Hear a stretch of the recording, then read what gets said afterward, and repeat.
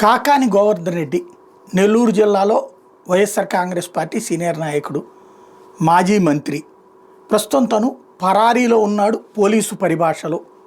అదే సందర్భంలో అదృశ్యంలో ఉన్నాడు కోర్టు కేసుకి సంబంధించి. ఏదైతే సోమిరెడ్డి చంద్రమోహన్ రెడ్డి వర్సెస్ కాకాని వివాదంలో ఎట్టి పరిస్థితుల్లో కాకాని జైల్లో పెట్టించాలన్నటువంటి సోమిరెడ్డి ప్రయత్నం.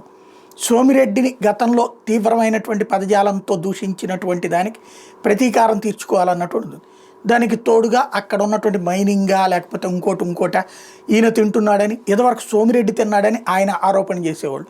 వీళ్ళిద్దరి మధ్యన అదొక రకంగా వారు నడుస్తోంది. ఇప్పుడు కాకాని వచ్చేటప్పటికి హైకోర్టుకు అప్రోచ్ అయ్యాడు. ఇప్పటివరకు అజ్ఞాత. మొన్న అయితే సాయంత్రం వస్తున్నాను, ఏం చేసుకుంటారో చేసుకోండి అంటే హైదరాబాద్లో మీడియాకి ఇంటర్వ్యూలు ఇచ్చి బయలుదేరినట్టు కనిపించి ఆ తర్వాతన ఆంధ్రాలో అయితే కనిపించలేదు. కాకాని ఆగింది కోర్టులో, హైకోర్టులో స్టే, ఏదైతే తన అరెస్ట్ మీద స్టే, అట్లాగే క్వాష్ తన మీద పెట్టినటువంటి కేసు కొట్టేయాలన్నటువంటి దానికి సంబంధించి వెయిట్ చేస్తున్నారు అన్నటువంటి తన అనుయాయులు చెప్పుకొచ్చినటువంటి. ఇవాళ హైకోర్టు కాకానికి షాక్ ఇచ్చింది. అరెస్ట్ మీద స్టే ఇవ్వడానికి నిరాకరించింది.